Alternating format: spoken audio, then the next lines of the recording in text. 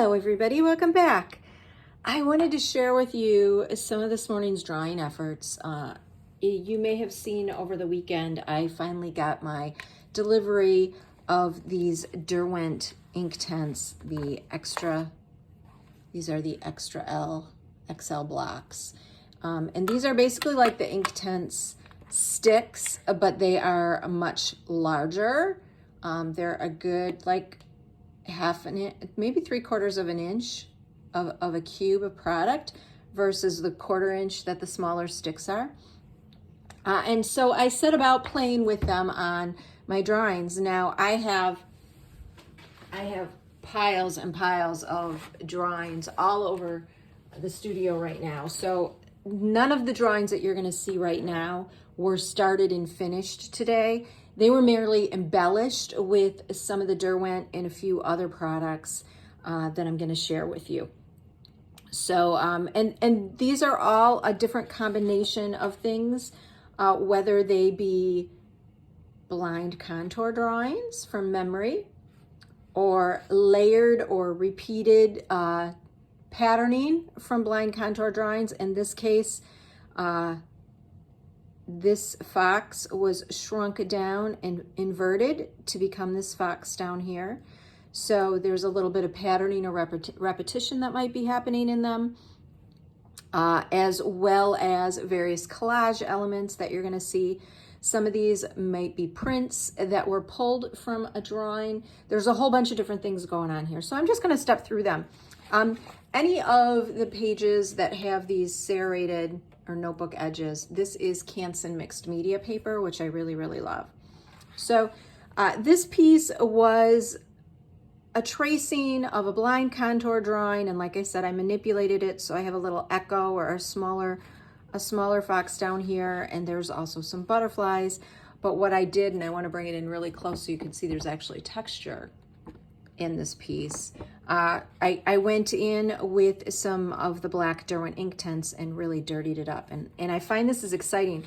While I love my delicate line work, I feel like the delicate line work really, I'm starting to see it needs a darkness, a mass, a portal to come out of in order for that delicacy to really shine. If it's all just delicate line work, then there isn't enough of a difference or any tension there for the excitement to build. This is a print, or this is a drawing that I tried to pull a print off that didn't work very successfully. There's a little bit of graphitint in here. You can see it's got a tiny bit of a green tint to it. And I wasn't really pleased with the, this was a symmetrical and mirrored drawing. So I drew part of the drawing and then I traced it, and I traced it from all four sides, and it wasn't working for me. And so I decided to add some Derwent Inktense block to it. And when I did, I put too much on and I got this really dark mass over here, but I actually find that kind of intriguing, and I love the way this bird is just sort of perched or coming out of the darkness. And there's still some, you can see some of the birds down here, and you can see a hint of the fox's face. So I'm gonna tease that out and see what happens. But not every drawing goes through or is completely beautiful the entire time, and a lot of these aren't going to turn out, and I'm totally okay with that. I'm completely committed to them not turning out, because that means I'm taking some really exciting risks with them. This is a little piece of 20-pound Southworth woven paper. It's a cotton paper, and I use this for my daily drawings. It doesn't take a whole lot of abuse wet, but it's fantastic for dry product. And this was a tracing that I'd done of multiple drawings, trying to marry two foxes, and these are very similar to the foxes that you saw in the first drawing. As a matter of fact, here is one of the mock-ups from them, so you can see how I'm playing with. This is actually a photocopy of a tracing of this that was inverted and printed out smaller, but these are the sorts of things that I'm building together. And then I traced it with this and tried some other things, a different type of butterfly, and you'll also notice that there's some bits of paper that are taped on to here. There's some tape over here as well. So that is something that I've also been doing, as instead of gluing my collage down, I'm taping it with acid-free tape. And I'm not really thinking of these as finished products, although one of my friends last week told me that she felt they really were. They were pretty raw and satisfying to her. So I guess I have to rethink that. But nevertheless, so you can see there's a mark here. This is a chip or a strong mark that I put in with the block. And then I drug a mark over top of the drawing and muddied it up with some medium, which did some cool things on top of the tape, by the way. This is really, I love this. And then I also collaged on a little bit of rubbing that felt to me like it might be tree trunkish, because this feels like a tree trunk to me. So this is another drawing that's still in process. And I want to put it alongside this drawing because this is actually, this is getting so confusing because there's so many different processes involved. But if I bring her up real close, you can, if I bring her up real close, you can see there's a tiny little fox face in here. So this is a drawing that's done on the lens paper that was a tracing of this. And I made a print of it, and then I also inverted it, or here, I'm not speaking very clearly.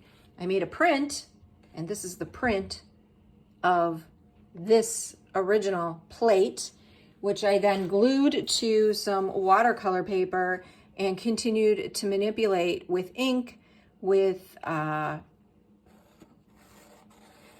gouache, and with pencil.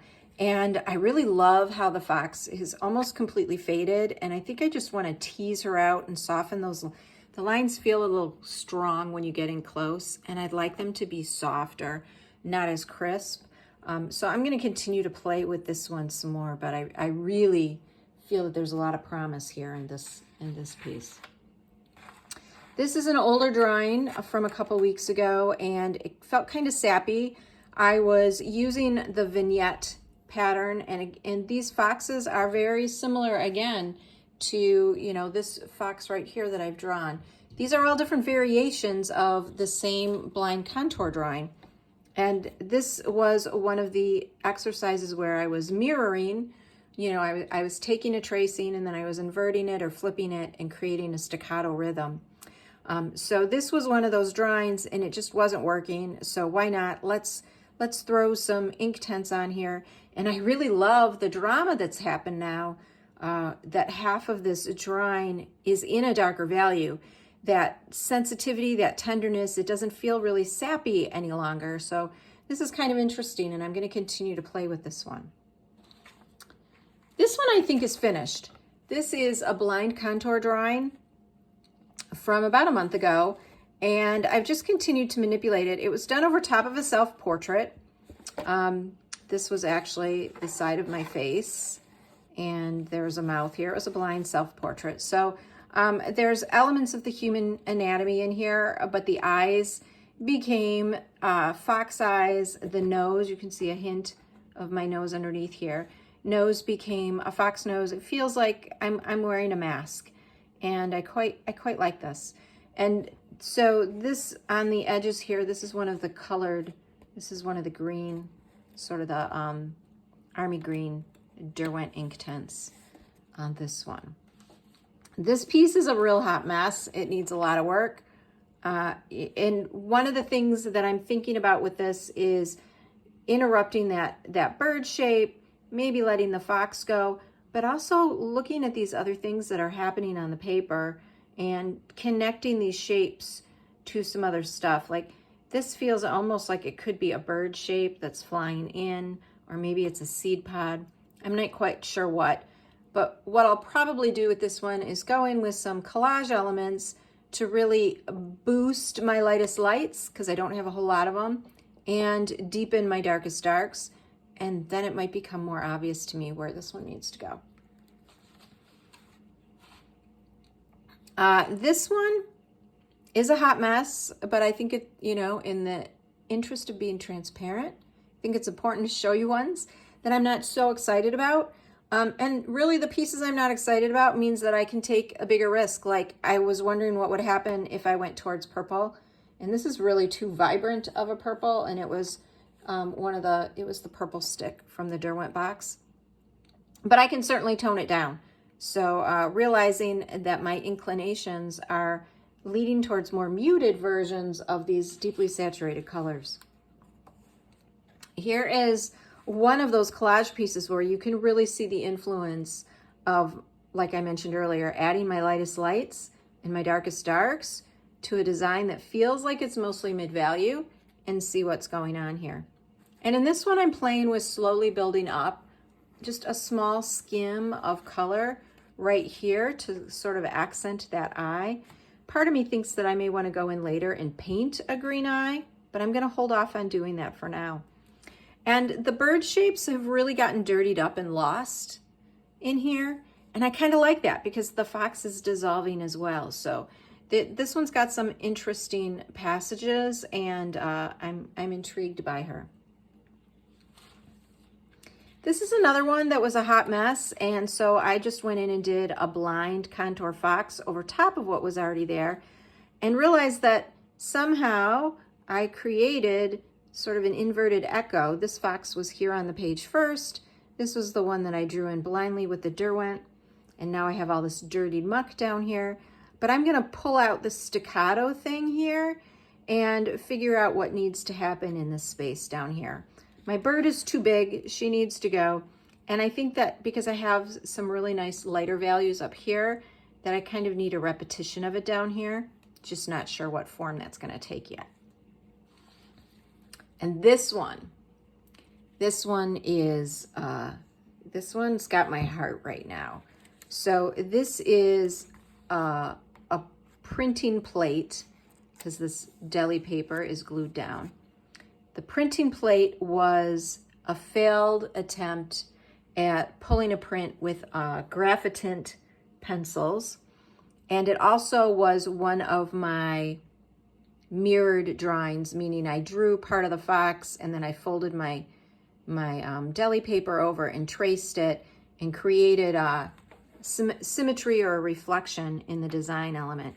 And you can see some of this line work right here. This bluish line work underneath the green is all part of that original drawing that was on this paper that is now glued onto the mixed media paper. And I did a number of different things with her over a period of a couple of weeks. Excuse me, but my gift to myself last night, because I managed to stay out of the studio all day, even though I had a new toy to play with, which was unheard of. After everybody went to bed, I snuck down here and I put some of this green down. And this was that army green. And I redrew the fox in army green and hit her with some matte medium and let her move. And when I came down this morning, she just felt horrible. It was like a bad coloring book drawing in this army green color over top of the sort of bluish of the graphitint marks. And I was excited about how the green had moved, but I wasn't excited at all about how I had applied it to the drawing. So I just decided to come in with the black Derwent and create a mass of blackness and cover up the majority of that green that just didn't feel right. And I got this. Now I didn't get this right away. There is some gouache that I brushed in over top of things, and I did put gouache over top of the Derwent here, and you can, this area right here is the Inktense block smeared into the gouache and activated by the water and the gouache, and then it gets blended into that, and that's sort of happening here in this eye shape too, as well as the softening of this line here. And my darkness was really almost half or 2/3 of this side of the page. And so when I grabbed my gouache and I was blending this, and I thought, oh, let's just throw a mark in. And my intention was to pick this eye out, which was the partner to this eye on this forward facing fox. And I put a sweep of the white in here and I stopped and I gasped because that mark, which happened so quickly, so instinctively, without any overthinking or conscious thinking at all, that mark literally carved out the shape of a dog's muzzle. And you can even see this casual little happenstance squiggle that was part of this line work that's all throughout this whole piece. It reads just like a lip, like a little mouth. It's a beautiful, happy accident. And this darkness that was quite a bit larger previously, and I decided it needed to get smaller, this now reads as the end of a muzzle. And this prior eye that I thought I was going to pick out now feels like a wolf eye in shadow. And it's just crazy how the gradient played out to give me the effect of a wolf turning and looking over her shoulder. And, you know, she's kind of like dissolving. It feels like she's a memory, an ancient memory of a wolf. I really, really love this one. I am thinking that I may want to glaze this side of the drawing back just a tiny, tiny bit and soften it. But I'm going to leave it for now and see how I feel. I'm afraid that if I soften this too much, that this is going to become trite and not nearly as magical. And I really do like the idea of a forward-facing face and another one layered over top of that with the eye and the nose overlapping. I really love that, like a side eye or over the shoulder kind of gaze superimposed on a forward-facing one with all of this noise and grit around it. There's just a rawness to this piece that I really, really appreciate. So before I make any changes to her, I'm going to sit with her for a bit. But essentially what you just saw was a quick go through of all of the pieces that I worked on this morning. And I worked on these probably over the period of an hour or so. So it really wasn't a huge investment of time. Maybe it was an hour and a half because there was a lot of sitting and looking at things. But for an hour and a half's time, the amount of creative fodder and aha moments and personal discovery that played out was really so worthwhile. So there you have it. This one might be my second favorite here. This is how these drawings are evolving and the things that I'm thinking about as they're working. And you got a little peek at the Derwent tool as well. So I hope that you are drawing every day in your studio or drawing as often as you can in your studios, and that you are exploring these drawings from the viewpoint of a series, meaning that they have something shared amongst them, whether it's the tools that you're using or the size that you're working in or a particular composition design. Perhaps you're working with like a cruciform shape or something on the rule of thirds, or maybe you're even working with a subject matter. But whatever it is, you know, again, structure your series work to align with the things that you're most interested in and just dive in and make it happen. I'm excited to see what you're making. All right, I'm going to go back to work now. Thanks so much for being here. See ya.